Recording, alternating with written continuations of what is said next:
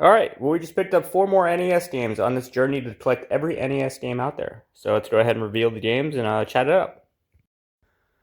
All right, let's get started.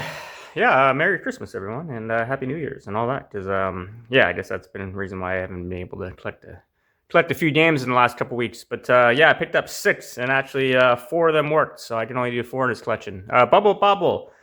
Picked it up with 4 other working games, and put it in, and it worked. And yeah, I played this as a kid, and I played it a lot when I got it.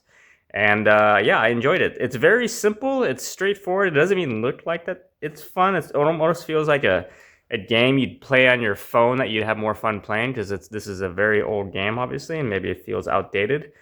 But there's actually a lot of fun little strategy to it where I enjoyed this game quite a bit. It punishes you if you're going to be kind of greedy and kind of going after the bad guys. But if you kind of like chill out and hide in corners and wait for them to come after you and then trap them, you'll find out you have a lot more success.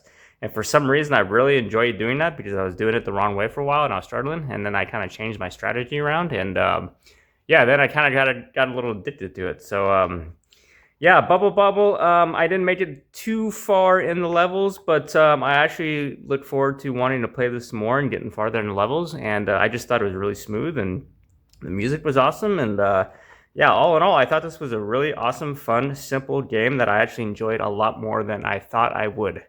I think that's probably the phrase that would stand out. But yeah, Bobble picked it up. Happy to have it. It wasn't super cheap. It holds its value for very good reasons, but yeah, it deserves the price that it has right now. So yeah, Bobble, we can cross it off the list, and yeah, moving on. Kiri Warriors picked it up. Yes, I thought this game was outrageously difficult. I kind of enjoyed it, but I thought it was almost like comically difficult at points. It just you had a little bit too much stuff going on and a little way too easy to die, and then you had like these glitches that were kind of like I don't even know if they were glitches. It just seemed like I'd have like a guy come after me, and then like he'd be shooting at me, and then all of a sudden he would like split into two and then start shooting at me. I don't know if that was a glitch or if that was just part of the game or it was just bad design, but I noticed that happened a couple times, and then like the controls felt a little clunky, and it seemed like they could shoot further than me and move better than me. And then obviously it was just really easy to die, and that was kind of frustrating. I laughed a few times because it got so bad. I'm like, I can't even get through any of this stuff. And then there's that cheat code about ABBA that I found out towards the end, which I thought was weird, but it was ABBA. If you guys aren't familiar, it's infinite lives on this game. So whenever you die, you just hit ABBA and then you spawn indefinitely, which I don't know why they did that. I mean, I guess I understand because it was so tough they had to give you a way out, but like, I mean, did they just screw it up and say, oh, we made this too tough, let's do this ABBA cheat code so you can respawn whenever you want? Because it was impossible without it. And then when you do it, it kind of takes the fun away because now you have infinite lives, you can just force your way through and then just keep respawning. And it's like they probably should have gone one way or the other with that. I mean, it wasn't like the 30 lives in Contra where it's just kind of a easier setting and you can still easily die. Like this just gives you infinite lives, and then it just kind of takes away from, I guess, what the strategy should be of having a tough game. So like I don't know what the purpose of that was. I guess I'm rambling on this a little too long, but yeah, Kiri Warriors, it was okay. It was very tough for reasons I stated, but yeah, I think it could have been better. All right, moving on. Knight Rider. Picked it up and it's played first try, and yeah, nothing else to say about that. It worked, and I did not really enjoy it that much. I thought the graphics were actually okay, better than I kind of thought they would be. But as far as the gameplay was involved, I did not enjoy it. I'm going to give this game one more try, and maybe I didn't because I didn't play it very long because I didn't really want to be honest. But yeah, it felt like I was thinking like compared to Rad Racer, like it didn't feel fast. Like the speed just didn't feel like you're going that fast, and the controls just felt a little boaty and sloppy, and the whole acceleration thing and raising up and all that stuff. It just didn't have the satisfaction of something like Rad Racer, of just where you really feel like you're having the speed and you had the cars coming at you and you really had to dodge fast and you felt like you were just going fast. This just felt like, I don't know what it felt like. It just felt like the obstacles were just more of an annoyance. They were harder to dodge because they were of kind of shorter lifespan, a shorter pop-up, but it didn't really feel like you were actually really doing anything exciting or fun or fast in that regard.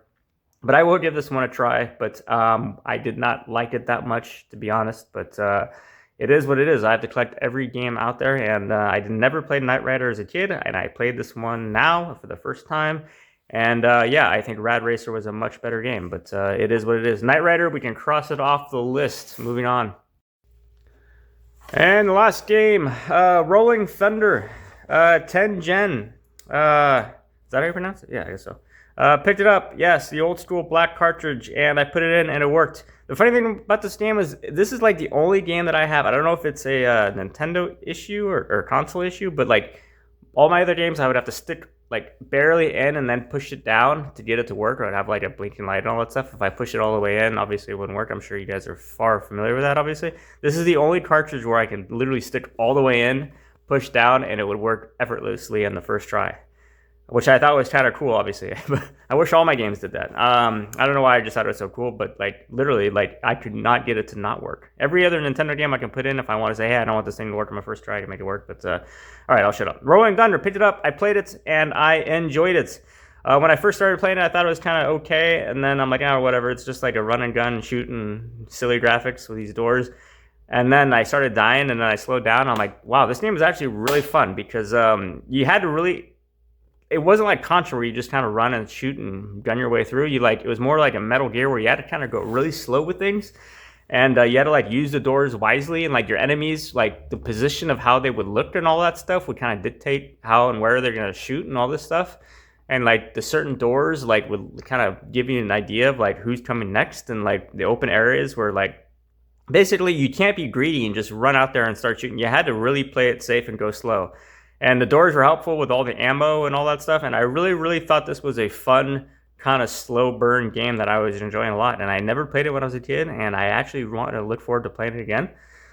So yeah, I really enjoyed it and thought it was an awesome game. I don't think it was. I thought it was particularly on the challenging side, maybe too tough at times for me. But and like I've said that before, I do like super hard games like that I don't have to, I won't be able to finish in an hour or two and then I'll be done with it and never play it again. So I did enjoy that aspect of it too. So all in all, I thought this was a really cool game that I was surprised I never really heard of before.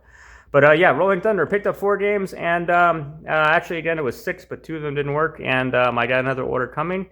Yeah, it's been a little while since I did a video, guys, so sorry about that because I had all my Christmas stuff going on and I was busy with all that stuff. And yeah, but I'm looking to put out hopefully probably about another 15-20 games coming in the next month. So I'm going to be putting out some videos because I got a long ways to go. I got 600 and God knows how many more games to go. It's going to take a long time. But yeah, as always, guys, thanks for watching, and yeah, I'll talk to you guys later.